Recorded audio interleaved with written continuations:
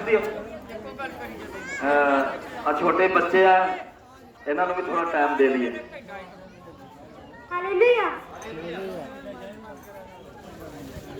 मेरे जीवन में यीशु तेरा नाम ये लाल पाता रहे। मेरे जीवन में यीशु तेरा नाम ये लाल पाता रहे। मेरा उठना बैठना और चलना तुझे पाता रहे।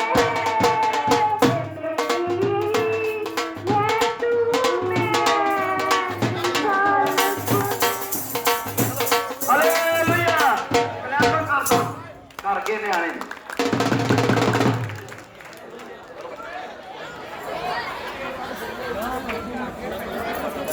हालेलुया।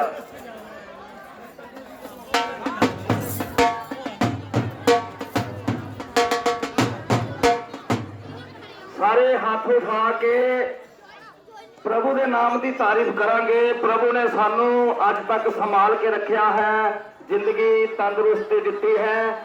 असी ढिल्लो परिवार के घर विच हाँ, प्रभु ने ढिल्लो परिवार नूं भी संभाल के रखा है।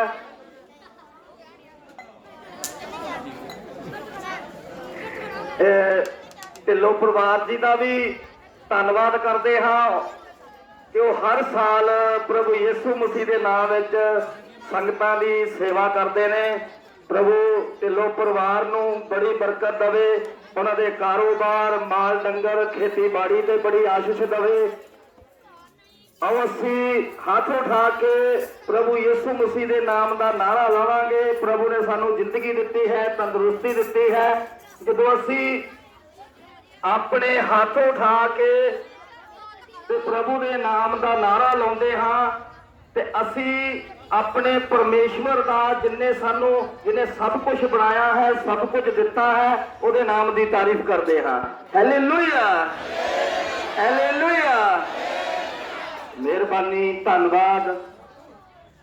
असी प्रभु के पवित्र वचनों को सुनांगे। प्रभु जी का पवित्र वचन, पवित्र बाइबल जो असी पढ़ते हाँ सुनते हाँ, तो साडा परमेश्वर जिन्हें सानू बनाया है, इस बाणी दे राही परमेश्वर साडे नाल गल्लां करदा है।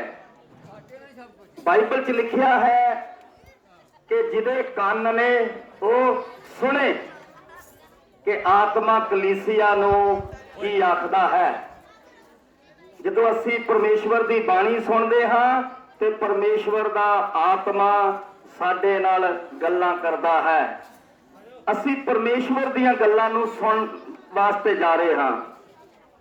परमेश्वर के हत्थां विच पूरा संसार है। परमेश्वर ने ही ये पूरी सृष्टि नूं रचिया है। किसे कलाकार ने बड़ा वधिया गाया है, तेरे हत्थ विच चाबी दाता सारे संसार दी। ये बिल्कुल सही है। उन्होंने ये बाणी का शब्द गाया है कि असी सारे परमेश्वर के हत्थां विच हाँ, ते सानू अपने परमेश्वर का धन्नवाद करना, परमेश्वर के नाम का सिमरन करना, परमेश्वर की पवित्र बाणी सुननी, समझनी, मननी, परमेश्वर की बाणी के अनुसार अपना जीवन गुजारना, ये साडे सारियां वास्ते जरूरी है। रोटी सारे खांदे आ, पानी सारे पींदे आ, होर कई चीज़ां असी सारे खांदे आ, पर सानू सारियां नू प्रभु की बंदगी भी करनी ही पैनी है। ये साडा फर्ज है। और असी प्रभु के पवित्र वचनों को सुनांगे। मैं तुहाडे सामने प्रभु की पवित्र बाणी पढ़ांगा।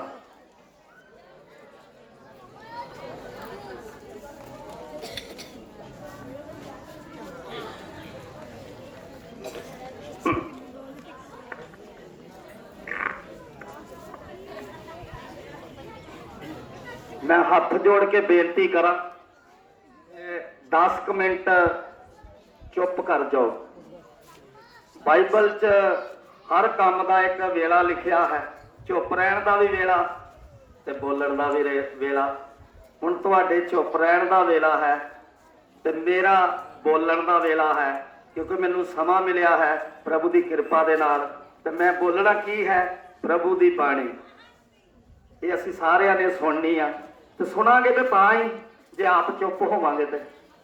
ਜਦੋਂ ਕਿਸੇ ਦੀ ਗੱਲ ਸੁਣਨੀ ਹੋਵੇ ਨਾ ਤੇ ਆਪ ਚੁੱਪ ਹੋਣਾ ਪੈਂਦਾ ਹੈ, ਫੇਰ ਹੀ ਕਿਸੇ ਦੀ ਗੱਲ ਦਾ ਪਤਾ ਲੱਗਦਾ। ਇਸ ਕਰਕੇ ਚੁੱਪ ਹੋ ਜਾਈਏ ਤੇ ਪਰਮੇਸ਼ਵਰ ਦੀ ਬਾਣੀ ਸੁਣੀਏ। ਇਹ ਪਰਮੇਸ਼ਵਰ ਦੀ ਬਾਣੀ ਮੇਰੇ ਤੇ ਤੁਹਾਡੇ ਵਾਸਤੇ ਬਹੁਤ ਜ਼ਰੂਰੀ ਆ, ਰੋਟੀ ਖਾਣ ਨਾਲੋਂ ਜ਼ਰੂਰੀ ਆ। ਪ੍ਰਭੂ ਜੀ ਦਾ ਪਵਿੱਤਰ ਬਚਨ ਮੱਤੀ ਰਸੂਲ ਦੀ ਅੰਜੀਲ ਉਹਦਾ ਪਹਿਲਾ ਅਧਿਆਇ 18 ਆਇਤ ਤੋਂ ਲੈ ਕੇ 25 ਆਇਤ ਤੱਕ ਮੈਂ ਤੁਹਾਡੇ ਸਾਹਮਣੇ ਪ੍ਰਭੂ ਦੀ ਪਵਿੱਤਰ ਬਾਣੀ ਪੜਾਂਗਾ ਤੇ ਮਿਹਰਬਾਨੀ ਕਰਕੇ ਤੁਸੀਂ ਜ਼ਰੂਰ ਸੁਣਿਓ। ਯੀਸ਼ੂ ਮਸੀਹ ਦਾ ਜਨਮ ਇਉਂ ਹੋਇਆ ਕਿ ਜਾਂ ਉਹਦੀ ਮਾਤਾ ਮਰੀਅਮ ਦੀ ਯੂਸਫ ਨਾਲ ਕੁੜਮਾਈ ਹੋਈ ਸੀ ਤਾਂ ਉਹਨਾਂ ਦੇ ਇਕੱਠੇ ਹੋਣ ਤੋਂ ਪਹਿਲਾਂ ਉਹ ਪਵਿੱਤਰ ਆਤਮਾ ਤੋਂ ਗਰਭਵੰਤੀ ਪਾਈ ਗਈ। ਤਦ ਉਹਦੇ ਪਤੀ ਯੂਸਫ ਨੇ, ਜਿਹੜਾ ਧਰਮੀ ਪੁਰਖ ਸੀ ਅਤੇ ਇਹ ਨਹੀਂ ਸੀ ਚਾਹੁੰਦਾ ਕਿ ਉਹਨੂੰ ਕਲੰਕਣ ਪ੍ਰਗਟ ਕਰੇ, ਇਹ ਦਲੀਲ ਕੀਤੀ ਜੋ ਉਹਨੂੰ ਚੁੱਪ ਕੀਤਿਆਂ ਤਿਆਗ ਦੇਵੇ। ਪਰ ਜਾਂ ਉਹ ਇਹਨਾਂ ਗੱਲਾਂ ਦੀ ਚਿੰਤਾ ਵਿੱਚ ਪਿਆ ਹੋਇਆ ਸੀ ਤਾਂ ਵੇਖੋ ਪ੍ਰਭੂ ਦੇ ਇੱਕ ਦੂਤ ਨੇ ਸੁਪਨੇ ਵਿੱਚ ਉਹਨੂੰ ਦਰਸ਼ਨ ਦੇ ਕੇ ਕਿਹਾ, ਹੇ ਯੂਸਫ, ਦਾਊਦ ਦੇ ਪੁੱਤਰ, ਤੂੰ ਆਪਣੀ ਪਤਨੀ ਮਰੀਅਮ ਨੂੰ ਆਪਣੇ ਘਰ ਲਿਆਉਣ ਤੋਂ ਨਾ ਡਰ, ਕਿਉਂਕਿ ਜਿਹੜਾ ਉਹਦੀ ਕੁੱਖ ਵਿੱਚ ਆਇਆ ਹੈ ਉਹ ਪਵਿੱਤਰ ਆਤਮਾ ਤੋਂ ਹੈ ਅਤੇ ਉਹ ਪੁੱਤਰ ਜਣੇਗੀ ਅਤੇ ਤੂੰ ਉਹਦਾ ਨਾਮ ਯੀਸ਼ੂ ਰੱਖੀ, ਕਿਉਂ ਜੋ ਉਹ ਆਪਣੇ ਲੋਕਾਂ ਨੂੰ ਉਹਨਾਂ ਦੇ ਪਾਪਾਂ ਤੋਂ ਬਚਾਵੇਗਾ। ਇਹ ਸਭ ਕੁਝ ਇਸ ਲਈ ਹੋਇਆ ਵੀ ਜਿਹੜੀ ਗੱਲ ਪ੍ਰਭੂ ਨੇ ਨਬੀ ਦੀ ਜ਼ੁਬਾਨੀ ਆਖੀ ਸੀ ਉਹ ਪੂਰੀ ਹੋਵੇ ਕਿ ਵੇਖੋ ਕੁਵਾਰੀ ਗਰਭਣੀ ਹੋਵੇਗੀ ਅਤੇ ਪੁੱਤਰ ਜਣੇਗੀ ਅਤੇ ਉਹਦਾ ਨਾਮ ਇਮਾਨੂਏਲ ਰੱਖਣਗੇ, ਜਿਹਦਾ ਅਰਥ ਇਹ ਹੈ ਪਰਮੇਸ਼ਵਰ ਸਾਡੇ ਸੰਗ। ਤਦੋਂ ਯੂਸਫ ਨੇ ਸੁੱਤਿਓਂ ਉੱਠ ਕੇ ਜਿਵੇਂ ਪ੍ਰਭੂ ਦੇ ਦੂਤ ਨੇ ਉਹਨੂੰ ਆਗਿਆ ਦਿੱਤੀ ਸੀ ਤਿਵੇਂ ਹੀ ਕੀਤਾ ਔਰ ਆਪਣੀ ਪਤਨੀ ਨੂੰ ਆਪਣੇ ਘਰ ਲਿਆਇਆ ਅਤੇ ਉਹਨੂੰ ਨਾ ਜਾਣਿਆ ਜਿੰਨਾ ਚਿਰ ਉਹ ਪੁੱਤਰ ਨਾ ਜਣੀ ਅਤੇ ਉਹਦਾ ਨਾਮ ਯੀਸ਼ੂ ਰੱਖਿਆ। ਇਹ ਪ੍ਰਭੂ ਦੀ ਪਵਿੱਤਰ ਬਾਣੀ ਹੈ। ਪ੍ਰਭੂ ਦਾ ਧੰਨਵਾਦ ਹੋਵੇ। ਸਾਰੇ ਬੋਲੀਏ ਆਮੀਨ। ਆਮੀਨ ਦਾ ਮਤਲਬ ਹੈ ਕਿ ਅਸੀਂ ਸਹਿਮਤ ਹਾਂ, ਐਗਰੀ ਹਾਂ ਕਿ ਜੋ ਕੁਝ ਅਸੀਂ ਸੁਣਿਆ ਹੈ ਇਹ ਸੱਚ ਹੈ। ਅਸੀਂ ਪ੍ਰਭੂ ਯਿਸੂ ਮਸੀਹ ਦੇ ਜਨਮ ਦਿਹਾੜੇ ਵਿੱਚ ਸ਼ਾਮਲ ਹਾਂ। 2021 ਸਾਲ ਤੋਂ ਪਹਿਲੇ ਪ੍ਰਭੂ ਯਿਸੂ ਮਸੀਹ ਦਾ ਜਨਮ ਬੈਤਲਹਮ ਸ਼ਹਿਰ ਦੇ ਵਿੱਚ ਕੁਵਾਰੀ ਮਰੀਅਮ ਦੀ ਕੁੱਖ ਤੋਂ ਹੋਇਆ। ਇਹ ਬਾਈਬਲ ਵਿੱਚ ਲਿਖਿਆ ਹੈ। ਕਈ ਵਾਰ ਅਸੀਂ ਸੋਚਦੇ ਹਾਂ ਇਹ ਕਿਵੇਂ ਹੋ ਸਕਦਾ ਹੈ। ਇਹ ਕੱਲਾ ਅੱਜ ਅਸੀਂ ਨਹੀਂ ਸੋਚਦੇ, ਜਦੋਂ ਪ੍ਰਭੂ ਦਾ ਦੂਤ ਮਦਰ ਮੈਰੀ ਕੋਲ, ਮਾਂ ਮਰੀਅਮ ਦੇ ਕੋਲ ਆਇਆ ਸੀ, ਜਦੋਂ ਆਪਣੇ ਘਰ ਵਿੱਚ ਸੀ, ਜਦੋਂ ਉਹ ਇੱਕ ਕੁਵਾਰੀ ਲੜਕੀ ਸੀ, ਤੇ ਜਦੋਂ ਪ੍ਰਭੂ ਦੇ ਦੂਤ ਨੇ ਮਾਂ ਮਰੀਅਮ ਦੇ ਨਾਲ ਗੱਲ ਕੀਤੀ, ਮੈਸੇਜ ਦਿੱਤਾ, ਵਧਾਈ ਦਿੱਤੀ, ਤੇ ਮਰੀਅਮ ਨੇ ਅੱਗੋਂ ਜਵਾਬ ਦਿੱਤਾ ਵੀ ਇਹ ਕਾਹਦੀ ਵਧਾਈ ਆ, ਫਿਰ ਪ੍ਰਭੂ ਦੇ ਦੂਤ ਨੇ ਕਿਹਾ ਕਿ ਤੂੰ ਇੱਕ ਪੁੱਤਰ ਨੂੰ ਜਨਮ ਦੇਵੇਗੀ, ਉਹਦਾ ਨਾਮ ਇਮਾਨੂਏਲ ਰੱਖਿਆ ਜਾਵੇਗਾ, ਯੀਸ਼ੂ ਰੱਖਿਆ ਜਾਏਗਾ। ਤੇ ਮਦਰ ਮੈਰੀ ਨੇ ਅੱਗੋਂ ਜਵਾਬ ਦਿੱਤਾ, ਇਹ ਕਿਵੇਂ ਹੋ ਸਕਦਾ ਹੈ? ਕਿਉਂ ਇਹ ਕਿਵੇਂ ਹੋ ਸਕਦਾ ਹੈ? ਮੈਂ ਆਦਮੀ ਨੂੰ ਨਹੀਂ ਜਾਣਦੀ। ਉਹਨਾਂ ਨੇ ਕਿਹਾ ਕਿ ਮੈਂ ਅਨਮੈਰਿਡ ਹਾਂ, ਮੇਰੀ ਸ਼ਾਦੀ ਨਹੀਂ ਹੋਈ, ਤੇ ਮੈਂ ਬੱਚੇ ਨੂੰ ਜਨਮ ਕਿਵੇਂ ਦੇ ਸਕਦੀ ਹਾਂ? ਅੱਜ ਅਸੀਂ ਇਕੱਲਾ ਹੀ ਨਹੀਂ ਸੋਚਦੇ, ਸੰਸਾਰ ਦੇ ਲੋਕ ਸੋਚਦੇ ਨੇ। ਉਸ ਸਮੇਂ ਮਦਰ ਮੈਰੀ ਨੇ ਵੀ ਪ੍ਰਭੂ ਦੇ ਦੂਤ ਦੇ ਨਾਲ ਸਵਾਲ ਜਵਾਬ ਕੀਤੇ। ਫਿਰ ਪ੍ਰਭੂ ਦੇ ਦੂਤ ਨੇ ਕਿਹਾ ਕਿ ਇਹ ਸਭ ਕੁਝ ਪਰਮੇਸ਼ਵਰ ਦੀ ਕਿਰਪਾ ਦੇ ਨਾਲ ਹੋਏਗਾ। ਅਸਤ ਮਹਾਨ ਦੀ ਕੁਦਰਤ ਤੇਰੇ ਤੇ ਛਾਇਆ ਕਰੇਗੀ। ਇਹ ਪਰਮੇਸ਼ਵਰ ਦੇ ਆਤਮਾ ਦੇ ਦੁਆਰਾ ਹੋਵੇਗਾ ਸਭ ਕੁਝ। This is a God's plan, ਪਰਮੇਸ਼ਵਰ ਦੀ ਯੋਜਨਾ। ਤੇ ਅਸੀਂ ਪਰਮੇਸ਼ਵਰ ਦੀ ਯੋਜਨਾ ਨੂੰ ਆਪਣੀ ਸਮਝ ਦੇ ਨਾਲ ਨਹੀਂ ਸਮਝ ਸਕਦੇ। ਜੇ ਅਸੀਂ ਪਰਮੇਸ਼ਵਰ ਦੀ ਕਿਸੇ ਯੋਜਨਾ ਨੂੰ ਸਮਝਣਾ ਹੈ, ਪਰਮੇਸ਼ਵਰ ਦੇ ਕੰਮ ਨੂੰ ਸਮਝਣਾ ਹੈ, ਪਰਮੇਸ਼ਵਰ ਦੀ ਬਾਣੀ ਨੂੰ ਸਮਝਣਾ ਹੈ, ਤੇ ਸਾਨੂੰ ਪਰਮੇਸ਼ਵਰ ਕੋਲੋਂ ਹੀ ਬੁੱਧ ਮੰਗਣੀ ਪਏਗੀ। ਤੇ ਪਰਮੇਸ਼ਵਰ ਦੀ ਦਿੱਤੀ ਹੋਈ ਬੁੱਧ ਦੇ ਦੁਆਰਾ ਹੀ ਅਸੀਂ ਪਰਮੇਸ਼ਵਰ ਦੀ ਬਾਣੀ ਨੂੰ ਸਮਝ ਸਕਦੇ ਹਾਂ। ਤੇ ਜੇ ਅਸੀਂ ਆਪਣੀ ਮਰਜ਼ੀ ਨਾਲ ਕੋਸ਼ਿਸ਼ ਕਰਾਂਗੇ ਤਾਂ ਕੁਝ ਗਲਤ ਹੀ ਸੋਚਾਂਗੇ। ਵੇਖੋ, ਇਹ ਵੀ ਤੇ ਬੜੀ ਅਜੀਬ ਗੱਲ ਹੈ ਨਾ ਕਿ ਕੋਈ ਲੜਕੀ ਆਪਣੇ ਪੇਕੇ ਪਰਿਵਾਰ ਵਿੱਚ ਰਹਿੰਦੀ ਆ, ਆਪਣੇ ਮਾਪਿਓ ਦੇ ਘਰ ਵਿੱਚ ਰਹਿੰਦੀ ਆ, ਤੇ ਉਹਦੀ ਮੰਗਣੀ ਹੋਈ ਆ, ਤੇ ਉਹ ਵਿਆਹ ਤੋਂ ਪਹਿਲਾਂ ਹੀ ਕਿਸੇ ਬੱਚੇ ਨੂੰ ਜਨਮ ਦੇਵੇ, ਤੇ ਲੋਕੀ ਕੀ ਕਹਿਣਗੇ? ਲੋਕੀ ਆਪਣੀ ਮਰਜ਼ੀ ਨਾਲ ਸੋਚਣਗੇ। ਤੇ ਜਿਹਦੀ ਮੰਗਣੀ ਹੋਈ ਸੀ ਸੰਤ ਯੂਸਫ, ਬਾਈਬਲ 'ਚ ਲਿਖਿਆ, ਉਹ ਪ੍ਰਭੂ ਨੂੰ ਮੰਨਣ ਵਾਲਾ ਸੀ, ਉਹ ਧਰਮੀ ਸੀ। ਤੇ ਮਾਂ ਮਰੀਅਮ ਦੇ ਨਾਲ ਯੂਸਫ ਦੀ ਕੁੜਮਾਈ ਹੋਈ ਸੀ, ਅਗੇਜਮੈਂਟ ਹੋਈ ਸੀ, ਮੰਗਣੀ ਹੋਈ ਸੀ। ਤੇ ਉਹਨਾਂ ਦੀ ਸ਼ਾਦੀ ਹੋਣ ਤੋਂ ਪਹਿਲੇ ਮਰੀਅਮ ਪਵਿੱਤਰ ਆਤਮਾ ਤੋਂ ਗਰਭਵੰਤੀ ਪਾਈ ਗਈ।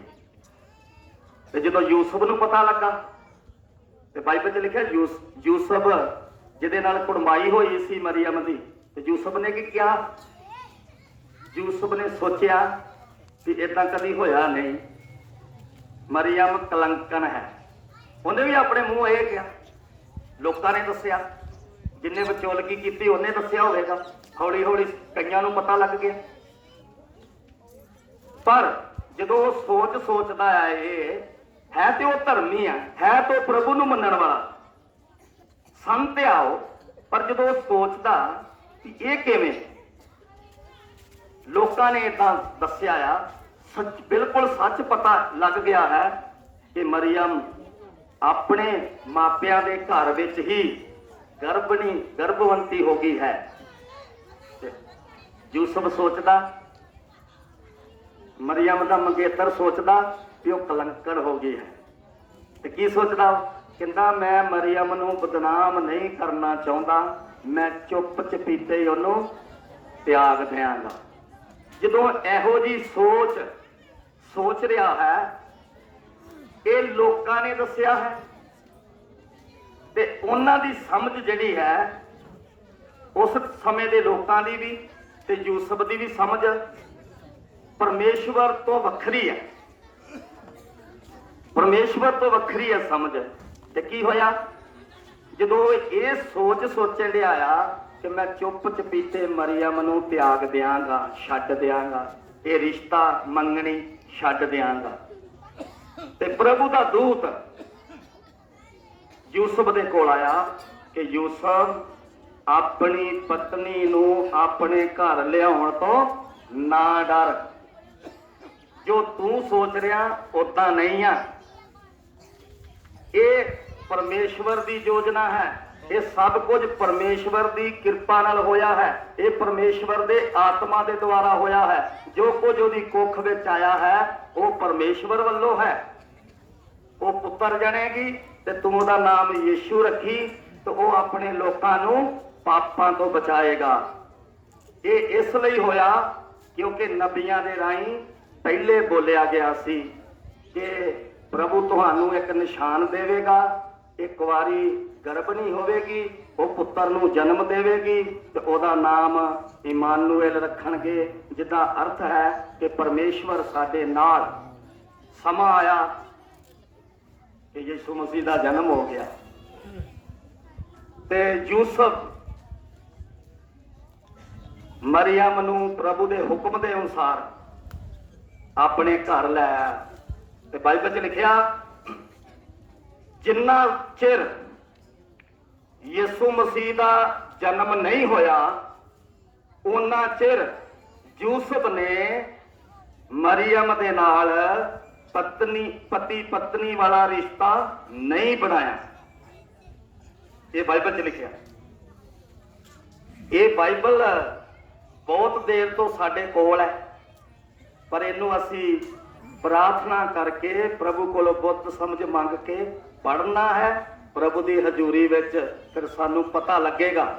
ਜਿਸ ਤਰ੍ਹਾਂ ਯੂਸਫ ਪਹਿਲੋਂ ਲੋਕਾਂ ਦੀ ਗੱਲ ਸੁਣਦਾ ਹੈ ਤੇ ਉਹ ਮਾਂ ਮਰੀਅਮ ਨੂੰ ਕਿਹੜੇ ਸ਼ਬਦ ਬੋਲਦਾ ਹੈ, ਕੀ ਹੋ ਗਿਆ? ਕਲੰਕਣ। ਤੇ ਜਦੋਂ ਪ੍ਰਭੂ ਦੇ ਦੂਤ ਨੇ ਗੱਲ ਕੀਤੀ ਫਿਰ ਤੋਂ ਉਹਨੇ ਕਲੰਕਣ ਆਖਿਆ ਹੀ ਨਹੀਂ। ਫਿਰ ਤੋਂ ਮਰੀਅਮ ਨੂੰ ਆਪਣੇ ਘਰ ਲੈ ਆਇਆ। ਇਹ ਅੱਜ ਤੋਂ 2021 ਸਾਲ ਪਹਿਲੇ ਦੀ ਗੱਲ ਹੈ ਕਿ ਪ੍ਰਭੂ ਯਿਸੂ ਮਸੀਹ ਦਾ ਜਨਮ ਬੈਤਲਹਮ ਸ਼ਹਿਰ ਦੇ ਵਿੱਚ ਕੁਵਾਰੀ ਲੜਕੀ ਮਰੀਅਮ ਦੀ ਕੁੱਖ ਤੋਂ ਹੋਇਆ। ਪ੍ਰਭੂ ਯਿਸੂ ਮਸੀਹ ਦੇ ਜਨਮ ਦੇ ਸਮੇਂ ਬੜੀਆਂ ਅਜੀਬ ਤੇ ਅਨੋਖੀਆਂ ਨਿਸ਼ਾਨੀਆਂ। ਯਿਸੂ ਮਸੀਹ ਦੇ ਜਨਮ ਦੇ ਸਮੇਂ ਪੂਰੀ ਦੁਨੀਆ ਦੀ ਮਰਦਸ਼ੁਮਾਰੀ ਸ਼ੁਰੂ ਹੋਈ। ਇਹ ਪਹਿਲੀ ਮਰਦਸ਼ੁਮਾਰੀ ਸੀ, ਧਰਤੀ ਤੇ ਪਹਿਲੀ ਨਾਮ ਲਿਖਾਈ ਸੀ ਜਿਹੜੀ ਯਿਸੂ ਮਸੀਹ ਦੇ ਜਨਮ ਦੇ ਸਮੇਂ ਹੋਈ ਤੇ ਅੱਜ ਤੱਕ ਚੱਲ ਰਹੀ ਹੈ। ਫਿਰ ਚੜ੍ਹਦੇ ਪਾਸੇ ਯਿਸੂ ਮਸੀਹ ਦੇ ਜਨਮ ਵਾਲਾ ਤਾਰਾ ਜੋਤਸ਼ੀਆਂ ਨੇ ਵੇਖਿਆ ਪੂਰਬ ਵਾਲੇ ਪਾਸੇ।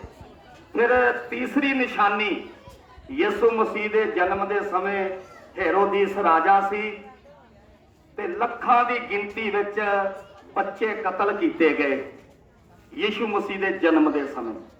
ਇਹ ਕਿਉਂ ਹੋਇਆ? ਕਿਉਂਕਿ ਰਾਜਾ ਹੈਰੋਦੀਸ ਯਿਸੂ ਮਸੀਹ ਨੂੰ ਮਾਰਨਾ ਚਾਹੁੰਦਾ ਸੀ। ਅਜੇ ਕਿ ਯਿਸੂ ਮਸੀਹ ਪਰਮੇਸ਼ਵਰ ਦਾ ਇਕਲੌਤਾ ਪੁੱਤਰ ਸਾਡੇ ਭਲੇ ਵਾਸਤੇ ਧਰਤੀ ਤੇ ਆਇਆ ਸੀ। ਬਾਈਬਲ 'ਚ ਲਿਖਿਆ ਕਿ ਯਿਸੂ ਮਸੀਹ ਪਾਪਾਂ ਤੋਂ ਬਚਾਉਣ ਵਾਸਤੇ, ਕਿਉਂਕਿ ਪਾਪ ਧਰਤੀ ਤੇ ਵੱਧ ਗਿਆ, ਦੁਨੀਆ ਵਧੀ, ਪਾਪ ਵੱਧ ਗਿਆ। ਪਾਪ ਦੇ ਰਾਹੀਂ ਮੌਤ, ਪਾਪ ਦੀ ਮਜ਼ਦੂਰੀ ਮੌਤ। ਕਿਹੜੀ ਮੌਤ? ਨਰਕ ਦੀ ਮੌਤ। ਤੇ ਪ੍ਰਭੂ ਯਿਸੂ ਮਸੀਹ ਇਸ ਧਰਤੀ ਤੇ ਇਸ ਕਰਕੇ ਆਏ ਕਿ ਪਾਪਾਂ ਤੋਂ ਤੇ ਨਰਕ ਦੀ ਮੌਤ ਤੋਂ ਬਚਾਉਣ ਵਾਸਤੇ। ਅੱਜ ਯਿਸੂ ਮਸੀਹ ਦੇ ਨਾਮ ਵਿੱਚ ਸਾਨੂੰ ਪਾਪਾਂ ਦੀ ਮਾਫੀ ਮਿਲਦੀ ਹੈ, ਕਿਉਂਕਿ ਪਾਪਾਂ ਦੀ ਮਾਫੀ ਉਹ ਦੇ ਸਕਦਾ ਆ ਜਿਹੜਾ ਆਪ ਪਾਪ ਤੋਂ ਰਹਿਤ ਹੈ। ਪਾਪਾਂ ਦੀ ਮਾਫੀ ਉਹ ਦੇ ਸਕਦਾ ਹੈ ਜਿਨਨੇ ਆਪ ਪਾਪ ਕਦੀ ਨਹੀਂ ਕੀਤਾ, ਜਿਹੜਾ ਪਾਕ ਹੈ, ਪਵਿੱਤਰ ਹੈ। ਸੁਣੀਏ, ਵੱਡਾ ਦਿਨ, ਅਸੀਂ ਵੱਡਾ ਦਿਨ ਵੀ ਕਹਿੰਦੇ ਹਾਂ, ਕ੍ਰਿਸਮਸ ਕਹਿੰਦੇ ਹਾਂ ਯਿਸੂ ਮਸੀਹ ਦੇ ਜਨਮ ਦਿਨ ਨੂੰ। ਦਿਨ ਤੇ ਛੋਟਾ ਹੀ ਹੈ, ਯਿਸੂ ਮਸੀਹ ਦੇ ਜਨਮ ਦਾ ਕਰਕੇ ਇਸ ਦਿਨ ਨੂੰ ਵੱਡਾ ਦਿਨ ਕਿਹਾ ਜਾਂਦਾ ਹੈ। ਯਿਸੂ ਮਸੀਹ ਧਰਤੀ ਤੇ ਕਿਉਂ ਆਏ? ਕਿ ਸੰਸਾਰ ਦੇ ਲੋਕਾਂ ਨੂੰ ਪਾਪਾਂ ਤੋਂ ਬਚਾਉਣ ਵਾਸਤੇ ਤੇ ਨਰਕ ਦੀ ਮੌਤ ਤੋਂ ਬਚਾਉਣ ਵਾਸਤੇ ਤੇ ਹਮੇਸ਼ਾ ਦਾ ਜੀਵਨ ਦੇਣ ਵਾਸਤੇ। ਹਾਲੇਲੂਇਆ। ਯਿਸੂ ਮਸੀਹ ਦੇ ਆਉਣ ਦਾ ਇਹ ਮਕਸਦ ਹੈ। ਤੇ ਮੈਂ ਤੁਹਾਨੂੰ ਸਾਰਿਆਂ ਨੂੰ ਹੱਥ ਜੋੜ ਕੇ ਬੇਨਤੀ ਕਰਦਾ ਹਾਂ ਕਿ ਬਾਈਬਲ ਦਾ ਇਹ ਵਚਨ ਹੈ ਕਿ ਪਰਮੇਸ਼ਵਰ ਨੇ ਜਗਤ ਨੂੰ ਅਜਿਹਾ ਪਿਆਰ ਕੀਤਾ ਕਿ ਆਪਣਾ ਇਕਲੌਤਾ ਪੁੱਤਰ ਬਖਸ਼ ਦਿੱਤਾ। ਹਰੇਕ ਜੋ ਵੀ ਕੋਈ ਨਿਸ਼ਚਾ ਕਰੇ ਨਾਸ਼ ਨਾ ਹੋਵੇ ਪਰ ਸਦੀਪਕ ਜੀਵਨ ਪਾਵੇ। ਨਾਸ਼ ਦਾ ਮਤਲਬ ਹੈ ਨਰਕ, ਸਦੀਪਕ ਸਜ਼ਾ, ਅੱਗ ਦੀ ਝੀਲ, ਦੂਸਰੀ ਮੌਤ। ਤੇ ਸਦੀਪਕ ਜੀਵਨ ਦਾ ਮਤਲਬ ਹੈ ਸਦਾ ਜਿੰਦੇ ਰਹਿਣਾ, ਅਮਰ ਰਹਿਣਾ, ਸਵਰਗ ਵਿੱਚ ਸੁੱਖ ਦੇ ਦਿਨ ਜਿੱਥੇ ਨਾ ਭੁੱਖ ਹੈ, ਨਾ ਪਿਆਸ ਹੈ, ਨਾ ਦੁੱਖ ਹੈ, ਨਾ ਕੋਈ ਬਿਮਾਰੀ ਹੈ। ਹਾਲੇਲੂਇਆ। ਪੂਰੇ ਜਗਤ ਨੂੰ ਪ੍ਰਭੂ ਨੇ ਪਿਆਰ ਕੀਤਾ ਹੈ। ਪੂਰੇ ਜਗਤ ਵਾਸਤੇ ਪ੍ਰਭੂ ਨੇ ਆਪਣੀ ਕੁਰਬਾਨੀ ਦਿੱਤੀ ਹੈ। ਜੋ ਵੀ ਕੋਈ ਪ੍ਰਭੂ ਦੇ ਨਾਮ ਤੇ ਵਿਸ਼ਵਾਸ ਕਰਦਾ ਹੈ, ਪ੍ਰਭੂ ਨੂੰ ਕਬੂਲ ਕਰਦਾ ਹੈ, ਪ੍ਰਭੂ ਦੇ ਸ਼ਬਦ ਨੂੰ ਸੁਣਦਾ ਹੈ ਤੇ ਮੰਨ ਲੈਂਦਾ ਹੈ, ਆਪਣੇ ਪਾਪਾਂ ਤੋਂ ਤੋਬਾ ਕਰਕੇ ਪਾਪ ਛੱਡ ਦਿੰਦਾ ਹੈ ਤੇ ਪਾਪ ਬਖਸ਼ੇ ਜਾਂਦੇ ਨੇ ਤੇ ਇੱਥੇ ਧਰਤੀ ਤੇ ਰਹਿੰਦਿਆਂ ਹੀ ਆਦਮੀ ਅਮਰ ਹੋ ਜਾਂਦਾ ਹੈ। ਹਾਲੇਲੂਇਆ। ਪ੍ਰਭੂ ਯਿਸੂ ਮਸੀਹ ਇਸ ਧਰਤੀ ਤੇ 33.5 ਸਾਲ ਰਹੇ। 33.5 ਸਾਲਾਂ ਦੀ ਉਮਰ ਦੇ ਵਿੱਚ ਉਸ ਸਮੇਂ ਦੇ ਲੋਕਾਂ ਨੇ, ਉਸ ਸਮੇਂ ਦੀ ਹਕੂਮਤ ਨੇ ਯਿਸੂ ਮਸੀਹ ਨੂੰ ਹੱਥਾਂ ਪੈਰਾਂ ਵਿੱਚ ਕਿੱਲ ਠੋਕ ਕੇ ਸਲੀਬ ਤੇ ਚੜਾ ਦਿੱਤਾ। ਯਿਸੂ ਮਸੀਹ ਮਰ ਗਏ, ਬਾਈਬਲ 'ਚ ਲਿਖਿਆ, ਫਿਰ ਕਬਰ ਵਿੱਚ ਰੱਖੇ ਗਏ, ਤੀਸਰੇ ਦਿਨ ਜਿੰਦਾ ਹੋ ਗਏ। ਯਿਸੂ ਮਸੀਹ ਦੀ ਧਰਤੀ ਤੇ ਉਮਰ ਕਿੰਨੀ ਹੋਈ? 33.5 ਸਾਲ। ਤੇ ਹੁਣ ਯਿਸੂ ਮਸੀਹ ਦੀ ਉਮਰ ਕਿੰਨੀ ਆ? ਹੁਣ ਯਿਸੂ ਮਸੀਹ ਸਦਾ ਜਿਉਂਦਾ ਹੈ, ਪਰ ਹੈ ਸਾਡੀਆਂ ਅੱਖਾਂ ਤੋਂ ਓਲੇ ਹੈ। ਤਾਂ ਹੀ ਰੱਬ ਦੇ ਸੰਤਾਂ ਨੇ ਕਿਹਾ ਹੈ ਕਿ ਰੱਬ ਸਾਡੇ ਕੋਲੋਂ ਵੱਖ ਨਹੀਂ, ਪਰ ਸਾਡੀ ਵੇਖਣ ਵਾਲੀ ਅੱਖ ਨਹੀਂ। ਅੱਜ ਜਿਹੜੇ ਪ੍ਰਭੂ ਦੀ ਬੰਦਗੀ ਕਰਕੇ ਲੋਕ ਧਰਤੀ ਤੋਂ ਚਲੇ ਗਏ, ਉਹ ਵੀ ਸਾਡੀਆਂ ਅੱਖਾਂ ਤੋਂ ਓਲੇ ਨੇ, ਪਰ ਹੈ ਉਹ ਸਦਾ ਜਿਉਂਦੇ ਨੇ, ਹੈ ਉਹ ਅਮਰ ਨੇ। ਤੇ ਅੱਜ ਪ੍ਰਭੂ ਯਿਸੂ ਮਸੀਹ ਸਾਨੂੰ ਵੀ ਕਹਿੰਦੇ ਨੇ ਕਿ ਜੋ ਕੋਈ ਮੇਰੇ ਨਾਮ ਤੇ ਵਿਸ਼ਵਾਸ ਕਰਦਾ ਹੈ, ਉਹ ਮਰ ਵੀ ਜਾਏ ਤੇ ਜੀਵੇਗਾ, ਸਦਾ ਅਮਰ ਰਹੇਗਾ। ਸਾਡੀ ਧਰਤੀ ਤੇ ਉਮਰ ਕਿੰਨੀ ਵੀ ਹੋਵੇ, 50 ਸਾਲ ਹੋਵੇ, 100 ਸਾਲ ਹੋਵੇ, ਪਰ ਇੱਕ ਦਿਨ ਧਰਤੀ ਤੋਂ ਜਾਣਾ ਹੈ। ਪਰ ਪ੍ਰਭੂ ਯਿਸੂ ਮਸੀਹ ਦੇ ਨਾਮ ਵਿੱਚ ਅਸੀਂ ਮਰਦੇ ਨਹੀਂ। ਅਸੀਂ ਜਿੱਦਾਂ ਪ੍ਰਭੂ ਯਿਸੂ ਮਸੀਹ ਜਿਉਂਦਾ ਹੈ, ਇਸ ਤਰ੍ਹਾਂ ਅਸੀਂ ਵੀ ਸਦਾ ਜੀਵਤ ਰਹਿਣਾ ਹੈ। ਪ੍ਰਭੂ ਸਾਨੂੰ ਸਾਰਿਆਂ ਨੂੰ ਇਸ ਲਾਇਕ ਕਰੇ, ਐਸੀ ਬੁੱਧ ਦੇਵੇ, ਐਸੀ ਸਮਝ ਦੇਵੇ ਕਿ ਅਸੀਂ ਪ੍ਰਭੂ ਦੇ ਸ਼ਬਦ ਨੂੰ ਜੋ ਸੁਣਿਆ ਹੈ ਯਾਦ ਰੱਖੀਏ ਤੇ ਪ੍ਰਭੂ ਦੀ ਬਾਣੀ ਨੂੰ ਸੁਣ ਕੇ, ਸਮਝ ਕੇ ਤੇ ਬਾਣੀ ਦੇ ਅਨੁਸਾਰ ਆਪਣਾ ਜੀਵਨ ਗੁਜ਼ਾਰੀਏ। ਪ੍ਰਭੂ ਸਾਨੂੰ ਸਾਰਿਆਂ ਨੂੰ ਬੜੀ ਬਰਕਤ ਦੇਵੇ। ਆਮੀਨ। ਹਾਲੇਲੂਇਆ।